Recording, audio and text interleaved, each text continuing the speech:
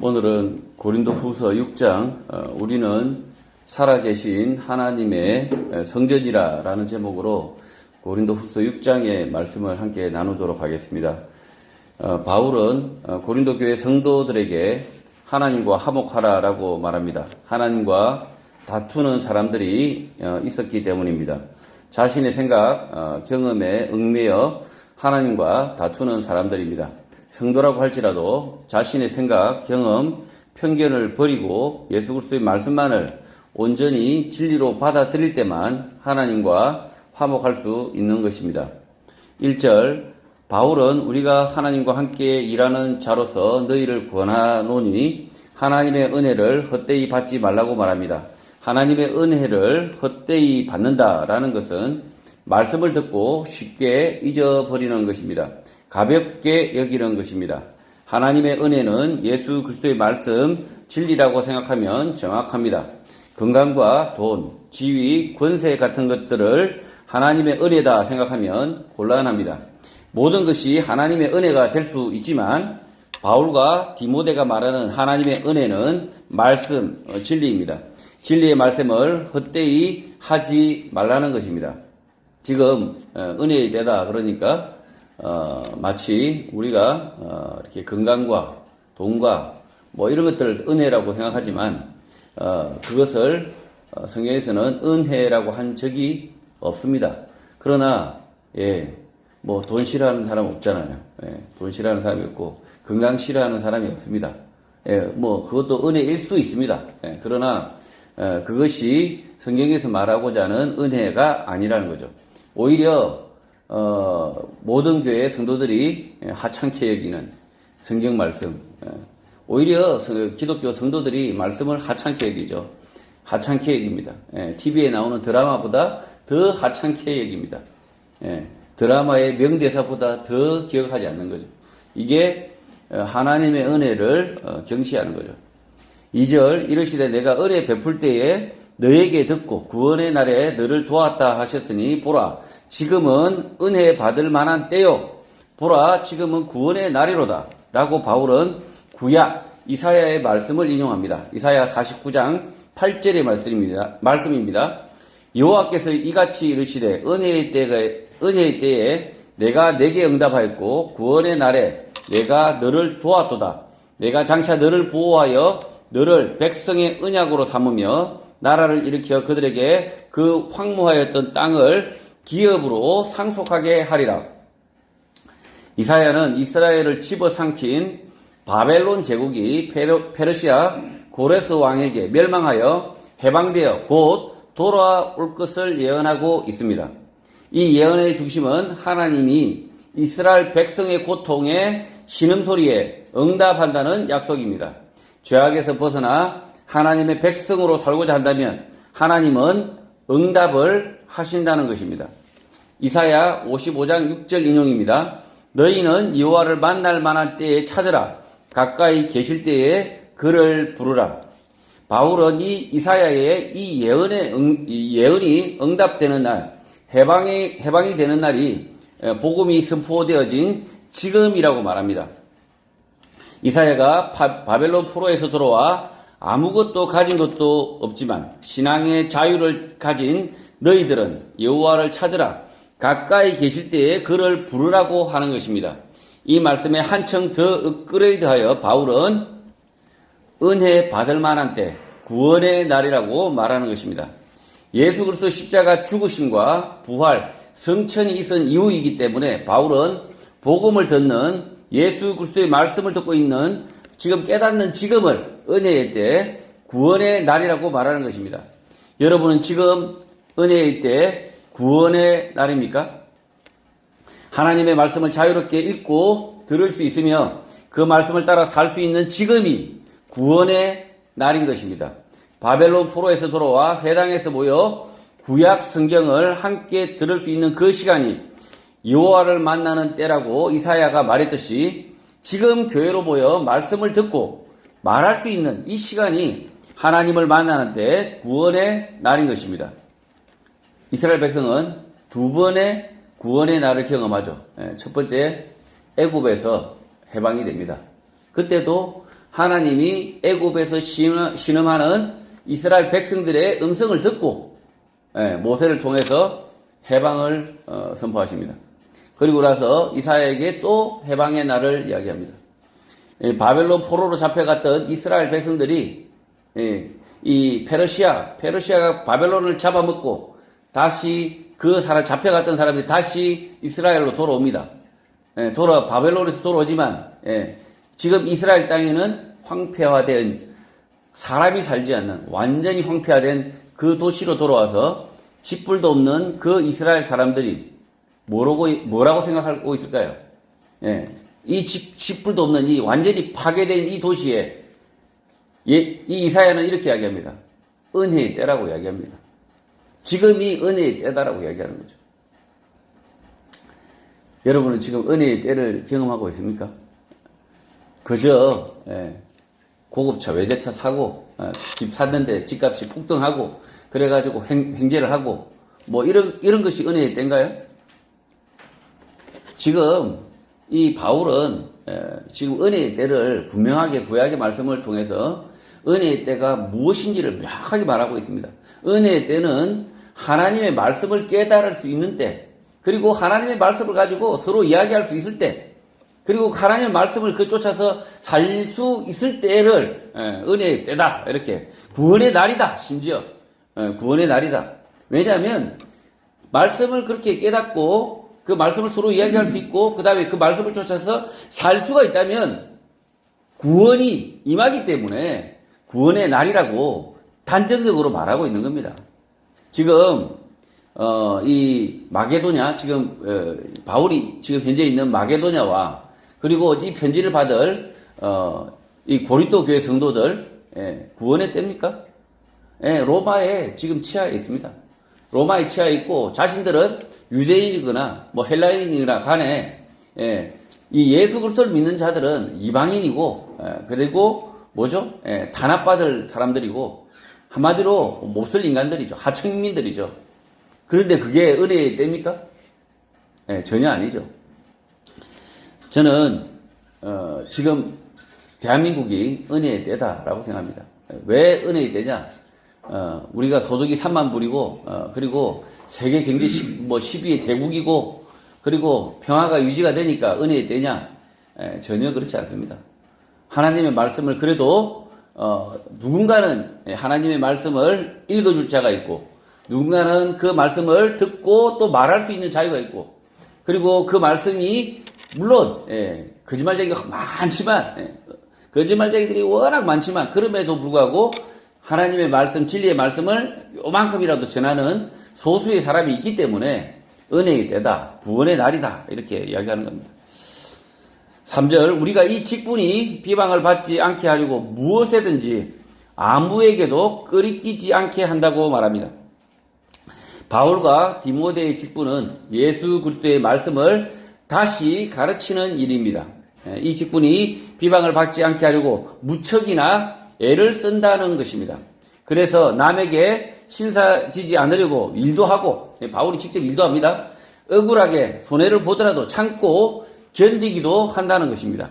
성도라면 마땅히 이 땅에서는 손해를 보는 게 정상입니다. 손해보지 않으려고 다투고 발부둥 치는 기독교인들을 보면 왜 그렇게 하는지 되돌아봐야 합니다. 콩나물값 깎고 이유 없이 샀던 옷 반품하고 그렇게 하면 복음이 잘 전해지지 않습니다. 예수 믿는 사람은 가능하면 손해를 보며 살아야 하고 자기 이익만을 쫓아서 살면 안 되는 것입니다. 왠지 자기의 것을 나눠주면 손해볼 것 같고 당장에 우리 집에 곳간이 빌 것 같고 그런 마음으로 그리스도인이 살면 안 된다는 거죠. 그리스도인은 손해를 물론 손해보는 거 싫습니다.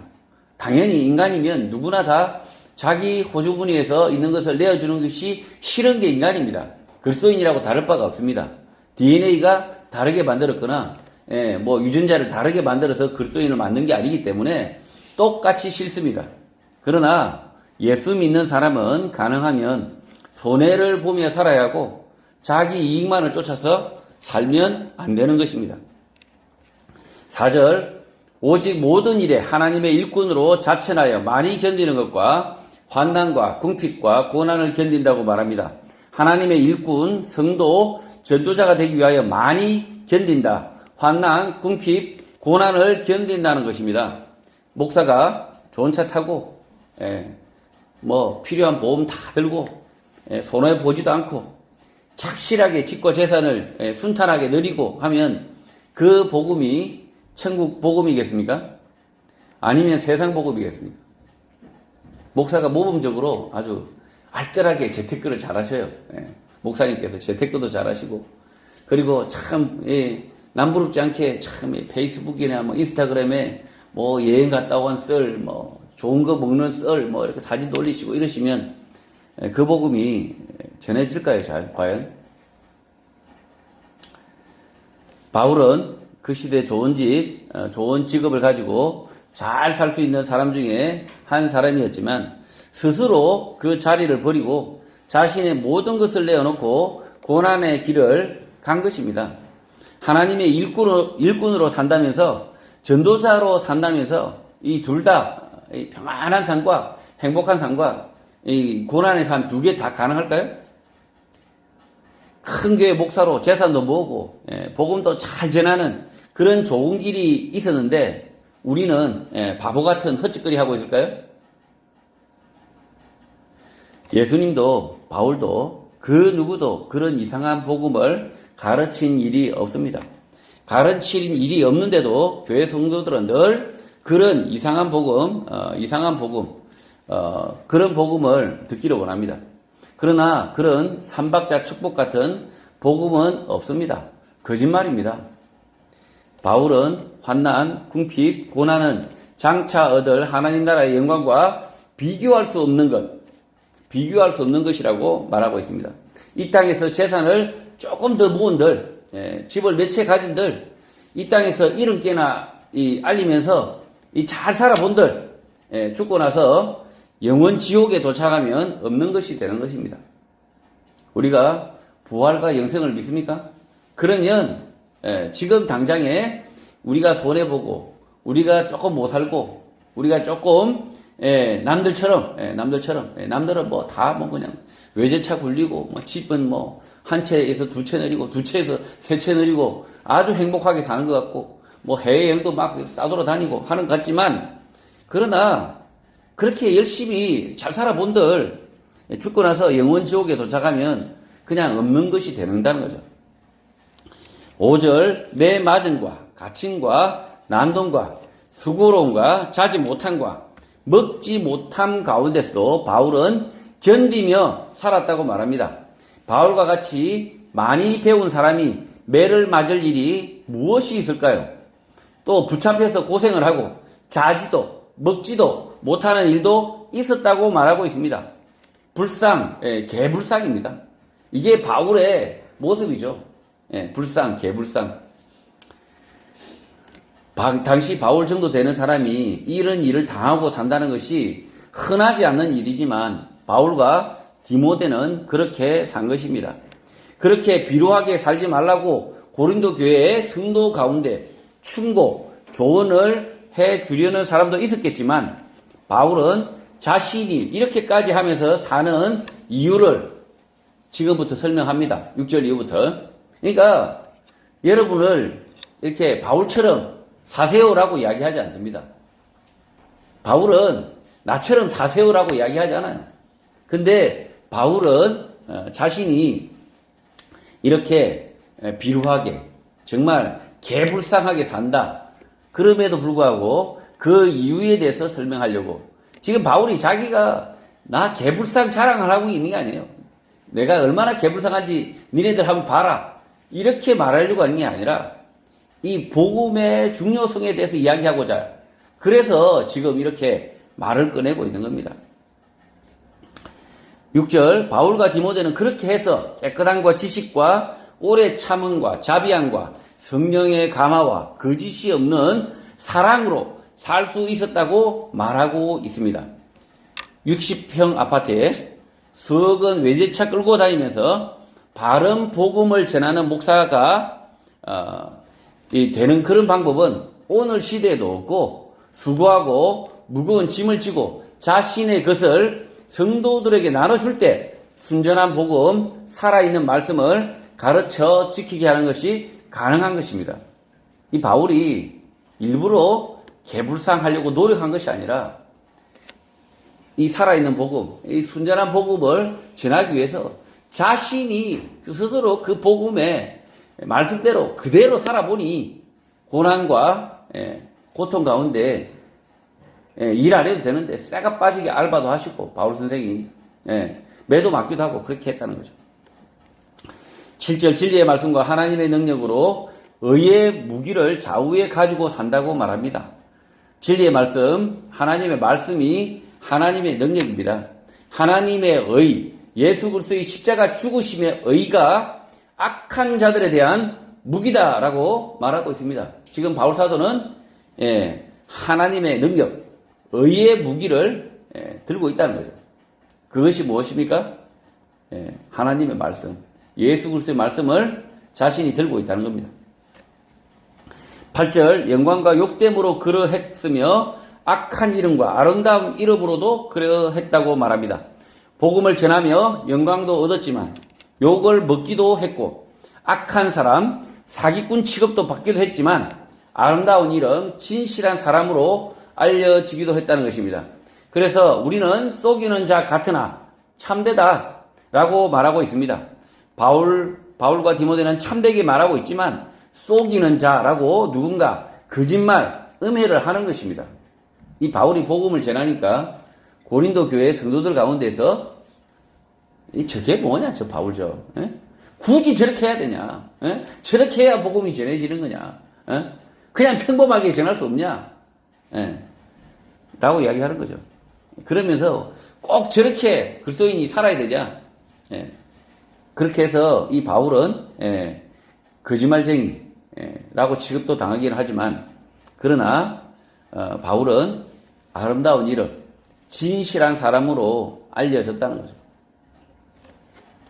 9절 무명한 자 같으나 유명한 자요 죽은 자 같으나 보라 우리가 살아있고 징계를 받는 자 같으나 죽임을 당하지 아니한다고 말합니다. 바울은 유명하려고 노력하지 않고 죽은 자 같이 취급당하지만 여전히 살아있고 징계를 받는 자 같으나 죽임은 당하지 않는다라고 바울은 말합니다. 그러니까 바울이 그런 식으로 해서 복음이 전해지겠습니까? 유명한 공회에 들어가가지고 거기서 복음을 전해야지요.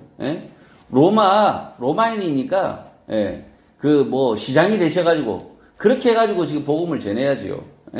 유명한 시장이나 도지사가 돼가지고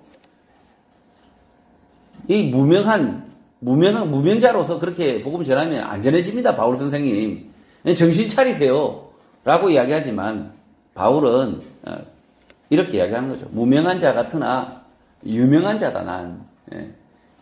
바울이 얼마나 많은 사람들에게 복음을 전했을까요? 몇 사람 안 전했습니다.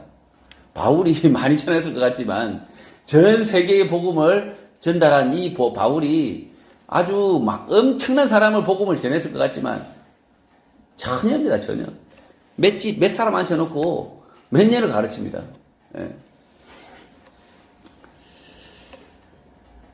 악한 시대를 살다 보면 징계를 받는 자, 형사 처벌을 받기도 하겠지만 벌금 정도 아니면 징역 1년 정도지 죽임은 당하지 않는다라고 생각하며 살아야 하는 것입니다. 한국 교회가 코로나19 문제로 벌금, 형사 처벌 같은 것을 받지 않으려고 교회 문을 자발적으로 닫고 벌벌 떨었습니다. 이 바울과 디모데가 오늘 한국 교회로 보면 뭐라고 말씀하겠습니까? 야, 이 바보들아, 형사처벌 받아봤자 사형은 안 받는다 라고 말하지 않겠습니까? 지금 이 바울이 징계를 받는 자 같으나 죽임을 당하지 않는다 이렇게 이야기하고 있습니다. 징계를 받는 자 뭡니까? 전과자죠. 전과자. 전과자처럼 보이겠지만 그러나 죽임은 당하지 않는다. 바울이 지금 이 징계받는 자, 그 시대도 마찬가지로요. 전과자, 형사처벌받고 잡혀가는 것이 그렇게 쉬운 일이 아니죠. 지금 시대도 마찬가지입니다. 지금 시대도 함 집사님이 체포가 되셔가지고 여기 시흥 교도소에 갇혀 시흥 경찰서에 잡혀 있다 그러면 어떤 것으로 보겠어요? 색안경 끼고 보지 않겠습니까? 아유 이렇게 하지 않겠습니까? 그런데 바울은 바보들아, 형사처벌 받아봤자 사형 안 되니까 걱정하지 말고 말씀을 지켜가면서 살아라, 이렇게 이야기하고 있죠. 10절, 바울과 디모데는 근심하는 자 같으나 항상 기뻐하고 가난한 자 같으나 많은 사람을 부요하게 하고 아무것도 없는 자 같으나 모든 것을 가진 자라고 자랑스럽게 자신들을 말합니다. 이 바울이 모든 것을 가졌다고 하는데 강남에 뭐 50평짜리 아파트를 가지고 있으면서 이런 말 하면 헛소리겠죠. 자기가 강남에 아파트를 가지고 있으면서 바울이 이런 설교를 한다면 정말 쓰레기입니다. 쓰레기인데 이 바울은 그야말로 아무것도 없습니다. 아무것도 없고 이 맨날 근심하고 그러지만 자신을 항상 기뻐하는 자라고 이야기하고 있고요. 완전 집불가란합니다. 매일 일을 해야만 겨우 먹고 사는 전도인으로서 거의 행여인과 거의 같은 수준이었고요. 그러나 그럼에도 불구하고 많은 사람을 부유하게 하고 있다는 거죠. 그럼 이제 돈으로 부유하게 했습니까? 아닙니다. 말씀으로, 예수 그리스도의 말씀을 전함으로 많은 사람을 부유하게 했고요. 아무것도 없는 자 같으나 자신은 모든 것을 가졌다라고 지금 이야기하고 있는 거예요. 그 바울과 디모데, 그 당시 부의 상징인 말이나 마차나 집이나 땅 등을 많이 가졌기 때문에 모든 것을 가진 자라고 생각했을까요? 이 바울 선생이 이탈리아제 마차 하나 끌고 다녔습니까? 로마제 뭐 마차 한 2대 있었습니까? 없는데도 모든 것을 가진 자다라고 자기 스스로 이야기합니다. 한국 교회 성도들은 뿌리 깊은 재산 정식, 부의 대물림, 상속의 욕망에서 벗어나야 합니다. 복음을 가진 성도는 바울과 디모데처럼 집불 없어서 고생하고 근심하며 살지만 항상 기뻐하며 살 수 있습니다. 또 가난하지만 많은 사람을 부유하게 할 수 있습니다. 돈, 재산을 보태준다라는 것이 아니라 복음으로 부유하게 할 수 있다는 것입니다. 바울과 디모데는 아무것도 없는 자가 맞습니다. 집불 없습니다. 그런데도 자신들이 모든 것을 가진 자라고 말하고 있습니까? 가진 자라고 말하고 있습니다. 왜 그렇습니까? 사람은 자신의 욕망을 위해서 살지만 그 욕망을 따라서 살면 지옥행입니다. 자신의 욕망이 아니라 예수 그리스도를 나의 주로 모시고 그를 위해서 살면 자신의 욕망을 따라서 살지 않게 되는 것입니다. 돈 몇 푼 더 많고 적음 때문에 화가 나지 않는다는 것입니다. 돈 몇 푼이 더 많으면 감사하고 돈 몇 푼이 모자라면 근심되겠지만 실제로는 근심되죠. 돈이 없으면. 그것 때문에 우울하지 않는 것입니다. 성도는 돈을 쫓아 사는 사람이 아니라 예수 그리스도를 쫓아서 사는 사람들이고 돈의 많고 적음은 일시적인 일, 잠시 있는 일이라는 것입니다. 아담과 하와의 창조 이후 모든 사람은 수고하고 땀을 흘려야 먹고 사는 운명입니다. 그러니 먹고 살기만 하면 자족할 줄 알아야 합니다. 또 밥을 먹고 살기도 하고 오뎅까지 겸해서 먹으면 감사할 줄 알아야 합니다. 11절 고린도인들이여 너희를 향하여 우리의 입이 열리고 우리의 마음이 넓어졌다고 말합니다. 고린도 교회 성도 가운데 꽁한 사람들 바울과 디모데가 우리를 무시하냐 라며 화난 성도가 있는 것 같습니다. 그 성도들을 향하여 입을 열고 마음을 연다는 것입니다. 12절 너희가 우리 안에서 좁아진 것이 아니라 오직 너희 심정에서 좁아진 것이라고 말합니다. 바울과 디모데는 이런 고린도 교인들을 피하거나 안 보려고 하거나 무시하지 않습니다. 고린도 교회의 교인들이 바울과 디모데를 보지 않으려고 한다. 껄끄럽게 생각한다는 것입니다. 13절 그런 고린도 교회 교인들에게 내가 자녀에게 말하듯 하노니 보답하는 것으로 너희도 마음을 넓히라고 합니다. 바울은 고린도 교회 성도들에게 복음을 전해준 부모 같은 존재입니다. 그러니 부모에게 보답하듯 너희도 마음을 넓히라는 것입니다. 고린도 교회 성도들은 무슨 일 때문에 바울과 디모데를 보고 싶어하지 않았던 것 같습니다. 자신들의 체면이 깎이고 화가 난 듯 합니다. 그러나 그 일은 잊고 마음을 넓히라는 것입니다.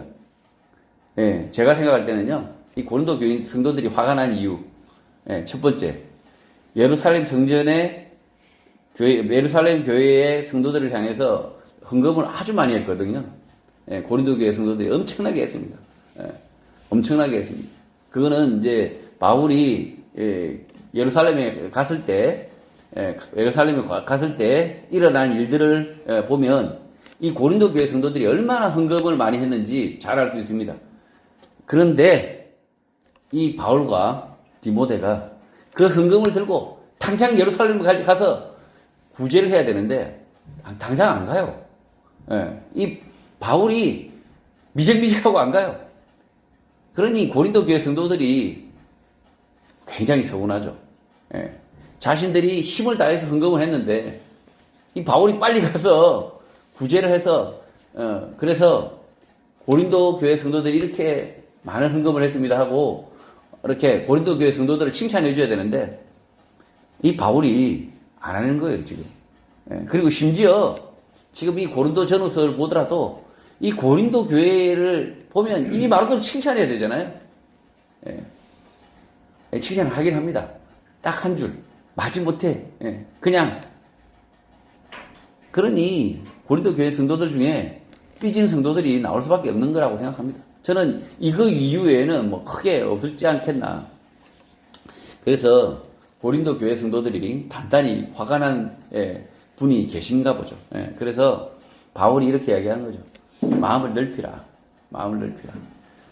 마음을 넓히면 자신들이 생각하는 것이 오해고, 그리고 자신들의 바울, 고린도 교회 성도들이 특별히 잘못한 게 없어요. 잘못한 게 없는데도, 어디서 교회 안에 간음을 하거나, 이렇게 이상 음행을 하거나, 이런 것도 아니고, 어쨌든 특별하게 잘못한 것도 없는데, 이렇게 꽁해가지고, 바울과 디모데하고 지금 이렇게, 서로 안 보려고 하는 거죠, 실제로는. 자, 그래서 그 일을 잊고 마음을 넓히라라고 지금 바울은 이야기하고 있습니다. 14절 너희는 믿지 않는 자와 멍에를 함께 매지 말라. 의와 불법이 어찌 함께하며 빛과 어둠이 어찌 사귀겠느냐라고 말합니다.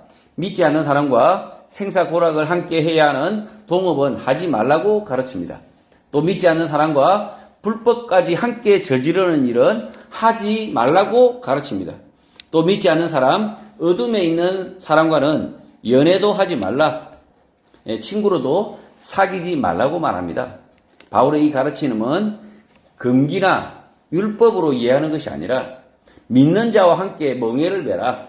의로운 일을 함께 해라.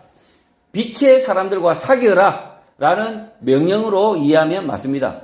예수 믿는 사람들은 굳이 믿지 않는 사람과 동업을 하고 굳이 불법인 룸사롱 사업을 하고 굳이 조폭을 친구로 사귈 필요가 없다는 것입니다. 이걸 마치 지금 회사를 갔더니만 사장님이 불교 신자예요. 이 회사 때려치워야겠네. 이걸 이렇게 이야기하는 게 아니에요, 사실은. 바울이 이렇게 말하는 것은 일부러 회사 찾아가는데 굳이 회사 내에 법당까지 차려놓은 그 회사에 기어 들어가지 말고, 그리고 굳이 알라를 믿고 있는 예쁜 여성하고 결혼하지 말라는 거죠. 그렇게 사귀지 말라는 거죠. 예수 믿는 사람은 굳이 믿지 않는 사람 동업할 필요 없고 굳이 사업도 하필이면 이상한 사업을 하고 있어요. 룸사롱 체인식 룸사롱 이러면서 이런 사업을 하고 있어요. 이게 예수적이게 할 짓이 아니라는 거예요. 이게 하지 말라는 거예요. 하지 말라. 이게 금기나 율법이 아니라 오히려 복음을 전하려고 노력하려면 복음을 전하려고 노력하고 말씀을 지키고 살려고 노력하면 굳이 이런 사업을 하게 될까요? 굳이 이런 조폭 같은 사람을 친구하게 될까요? 그럴 수는 있죠. 이 조폭들을 내가 복음을 전하리라 하면서 그 조직원으로 들어가서 열심히 내가 그 조폭들한테 얻어맞아 가면서 복음을 전할 수는 있겠죠. 그러나 그렇지 않다면 이렇게 깡패 같은 놈들을 굳이 친구로 할 필요는 없다라는 겁니다. 15절 그리스도와 벨리알이 어찌 조화되며 믿는 자와 믿지 않는 자가 어찌 상관을 할 수 있냐고 묻습니다. 그리스도와 벨리알 악마와 조화가 되지 않는다. 믿는 자와 믿지 않는 자가 무엇을 공유할 수 없다고 말합니다. 마찬가지입니다. 믿지 않는 사람 가운데 벨리알과 같은 사람, 악인들이 있다는 것입니다. 그런 사람과 조화되지 않는다는 것입니다. 또 믿는 사람이 악한 사람의 재산을 공유하거나 도움을 받을 수 없다는 것입니다. 조폭 재벌이 집을 준다, 땅을 준다, 공장을 준다고 해도 거절하라는 것입니다. 이 악한 자가 아주 악하게 돈을 버는 나쁜 놈이 있어요. 나쁜 새끼. 누가 봐도 나쁜 놈이에요. 나쁜 놈인데 이 자가 갑자기 오집사 정말 믿음이 대단하셔 이러면서 그냥 갑자기 집 주고 땅도 주고 공장도 주겠다고 막 그래요. 받아야 됩니까? 받으면 그 결과가 어떨까요? 결국은 그 사람을 잘 보고 그 사람이 악인이면 그 사람이 악한 자면 우리 신앙인으로서 봤을 때 하나님과 대적하는 자라면 그 사람과 함께 그 사람이 어떤 호의를 베풀든 받지 말라는 겁니다. 그 시편의 말씀에 보면 가장 쉬운 방법이 있어요. 악인과 밥 먹지 말라는 거예요. 악인들과 같은 밥상에 앉지 말라는 거예요. 의인들은 악인들과 밥상을 같이 앉지 않는다. 그게 복받을 사람들의 태도라는 거죠. 16절 하나님의 성전과 우상이 어찌 일치이 되느냐라고 반문합니다. 믿지 않는 사람, 악한 사람과 친구하지 말라는 것입니다. 우리는 살아계신 하나님의 성전이라고 바울은 말합니다. 우리의 몸과 마음이 살아있는 성전이다라고 바울이 가르치는 것입니다. 하나님의 거룩한 집이 여러분의 몸과 마음이라는 것입니다. 그러니 악한 사람, 믿지 않는 사람의 말과 행동으로 더럽히지 말라는 것입니다. 이와 같이 하나님께서 말씀하셨기 때문에 너희는 성전이다 라고 말할 수 있다는 것입니다. 내가 그들 가운데 거하며 두루 행하여 나는 그들의 하나님이 되고 그들은 나의 백성이 될 것이라고 말합니다. 이 말씀은 레위기 26장의 말씀을 바울이 인용한 것입니다. 레위기 26장 12절의 말씀입니다. 나는 너희 중에 행하여 너희 하나님이 되고 너희는 나의 백성이 될 것이니라. 바울은 구약 레위기에서 하나님이 이스라엘 백성 가운데 행하여 나는 너희 하나님이 되고 너희는 나의 백성이 된다는 이 말씀을 인용하여 고린도 교회의 성도 너희들은 성전이다 라고 말하고 있는 것입니다. 하나님의 성전이 무엇입니까? 하나님이 계신 곳이 성전입니다. 레위기에서 하나님은 이스라엘 백성 가운데 있겠다고 약속을 합니다. 그래서 바울은 이 말씀 약속을 인용하여 너희는 성전이다 라고 말한 것입니다. 지금 이 레위기의 말씀을 보면 원래는 성전은 예루살렘 성전이죠. 성전. 그 성전의 그 건물 안에 하나님이 계실 것이다 라고 생각하지만 이 레위기의 말씀을 보니 바울이 레위기의 말씀을 읽어보니 이스라엘 백성 가운데 하나님이 계시겠다라고 이야기하고 있다는 거죠. 그러니까 믿는 너희들이 곧 성전이다 라고 바울이 해석을 해서 말하고 있는 거죠. 그래서 하나님이 너희와 함께 있겠다. 그러면 우리가 뭐가 됩니까? 우리가 가는 곳마다 성전입니다. 예, 우리가 가는 곳마다 성전이고, 1인 성전입니다. 1인 성전. 1인 성전. 예루살렘 성전보다 더 훌륭한 1인 성전. 그러니까 하나님의 집이라는 거죠. 하나님의 말씀, 예수 그리스도의 말씀을 가슴에 담고 있는 성도들은 곧 성전인 것입니다. 아주 거룩한 성전이라는 거죠. 17절, 그러므로 너희는 그들 중에서 나와서 따로 있고 부정한 것을 만지지 말라. 내가 너희를 영접하겠다고 말합니다. 믿지 않는 사람들, 악한 사람들 중에서 나와서 따로 구분되어 살라는 것입니다. 부정한 일에 얽매이지 말고 걸어서 나오라는 것입니다. 그렇게 하면 하나님께서 너를 영접하겠다, 환영하겠다, 응원을 하겠다는 것입니다. 정직하게, 거룩하게 말씀으로 살기 위하여 혼자 농사를 짓겠다, 사업을 하겠다 라고 하더라도 하나님께서 영접을 하겠다, 돕겠다는 것입니다. 쫄지 말고 용기 내어서 구별되게 살라는 것입니다. 그러니까 마치 우리 사회에서요, 이 회사에서 쫓겨나면 죽을 것 같다. 그런 일 없습니다. 하나님이 말씀을 쫓아서 정직하게 살려고 노력하는 자에게 하다못해 들어가서 시골에서 농사 짓겠다. 그렇다 하더라도 하나님께서 돕겠다라고 이야기하고 있습니다. 저 미국에 가면 아미시들 있죠. 아미시들. 완전히 세상과 구별돼서 자기들끼리 살아보겠다 하는 사람들이 있습니다. 완전히 세상과 문명과 동떨어지게 살고 있습니다. 아미시들. 근데 그 아미시들도 지금 이제 스마트폰 이렇게 한다죠. 하는데, 자, 그렇게 지금 하나님이 말씀하고 있는 게 아니라, 말씀을 쫓아서 살고자 하면 저 밀림을 가더라도, 밀림에 가서 농사를 짓더라도 내가 돕겠다라고 지금 말씀하고 있는 거죠. 그렇게 사는 삶에게 그러니 쫄지 말라는 거죠. 쫄지 말고 이 사회에 살면서도 부당하게 말씀을 용기 내서 지키려고 하다가 부당하게 잘리는 일이 있다 하더라도 죽지 않는다는 거죠. 18절, 그 이유는 하나님이 너희에게 아버지가 되고 너희는 내게 자녀가 되기 때문이다. 전능하신 주의 말씀이다라고 말합니다. 먹고 사는 문제로 무엇을 하든 용기를 내어서 열심히 부지런히 하면 하나님께서 너희를 돕겠다, 환영하겠다, 내가 네 애비다 라고 이야기하고 있는 거죠.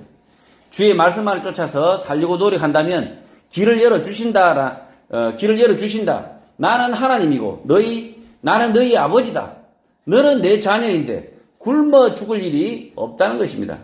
전능하신 주의 말씀이다. 그러니 쓸데없는 걱정과 헛소리는 하지 말라는 것입니다. 예수 믿는 사람들이 걱정이 늘 많습니다. 늘 많습니다. 이러다가 굶어 죽는 게 아닌가. 늘 걱정합니다. 걱정은 하셔야 됩니다. 걱정하지 말라고 말하는 게 아닙니다. 그러나 걱정 그 이면에 하나님의 약속을 되새겨야 된다는 거죠. 우리가 이렇게 걱정하고 근심하면서 뭔가를 노력하겠죠. 뭔가 노력하고 뭔가 우리가 이 어려움을 헤쳐나가려고 할 때 그때 하나님 아버지께서 우리를 도우시겠다 라고 약속의 말씀을 주셨다는 사실을 기억해야 됩니다. 그리스도인이라고 해서 근심 걱정 없다고요? 팔자 늘어지는 그리스도인이 있을까요? 없습니다. 창세기 이후로 아담의 타락 이후로 수고하고 땀을 흘려야 하는데 언제까지요? 늙어 죽을 때까지. 죄송합니다. 늙어 죽을 때까지. 지금 노후 이렇게 하시는데 노후 이 연금 이런 생활은 사실은 죄송하지만 비성경적입니다. 거짓말입니다. 노후 따위는 없습니다. 어린아이도 죽어서 지옥 가고 나이 들어서도 지옥에 가고 그리고 어린아이도 일을 해야 되고 늙은 어른도 일을 해야 되고 인간은 태어나서 태어날 때부터 늙어 죽을 때까지 수고하고 무거운 짐을 지어야 겨우 밥 먹고 사는 게 타락한 지금 이 땅의 현실이라는 거죠. 근데 이 복지국가 마치 교회에서 평안한 삶 이게 마치 천국인, 그리스도인이 편안한 삶을 얻으면, 노후에 연금 받고 편안한 삶을 살면 복받은 인생이다. 이렇게 가르치는 분들 있죠. 복이 아니라, 지옥을 받을 분들입니다. 오히려 그리스도인이라면 노후에 더, 연금까지 만약에 받는다면 그 연금 받아서 뭐 하겠어요? 열심히 복음 전하는데, 열심히 연금 가져다 쓰면서 일 대신에 안 하니까 복음을 전하는 그 일에 헌신해야 되는 거 아닙니까? 그리스도인이 그래야 되는 거 아닙니까? 이미 우리가 대한민국이 복음을 받기 전에 많은 영국인들, 미국인들이 자신들의 은퇴 이후에 한국 땅에 많이 왔습니다. 와서 복음을 전하려고 중국에 들어가가지고 죽기도 하고, 한국에 들어와서 죽기도 하고, 많이들 그랬습니다. 다들 은퇴하시고 편안하게 여생을 보내셔야 될 교수님도, 그리고 막 대학에 입학한 청년도, 최고의 명문대학에 들어간 청년도, 저 시트도 보도 못한 이 대한민국에 와서 복음을 전했습니다. 그런데 우리가 평안한 삶이 우리에게 노년에 오면 그것이 축복이다 생각하면 그게 말이 되겠습니까? 늙어서 아무 할 일도 없다, 평안하다, 식물인간이죠. 식물인간, 의식도 없는 그런 식물인간 상태를 마치 행복이다라고 말하는 그런 썩은 거짓 가르침을 우리 사회가 계속 주입합니다. 계속 주입합니다. 병이 없고 아무 일 없고 평안한 것이 행복이다라고 거짓말로 합니다. 거짓말. 아무 일 없으면 행복합니까? 아니요. 오히려 더 문제도 있고 자신이 하는 일이 문제도 있고 풍랑도 있고 하지만 얼마나 재미가 있습니까? 인생의 굴곡도 있고 이렇게 그것이 진짜 행복이죠. 그래서 우리가 이제 벌써 여기 계신 분들 거의 다 이제 은퇴를 앞두고 있잖아요. 은퇴를 앞두고 있고 이제 더 이상 무슨 일을 할 수 있을까라고 생각되겠지만 죄송하지만 제가 좀 좌절의 말씀을 드리겠습니다.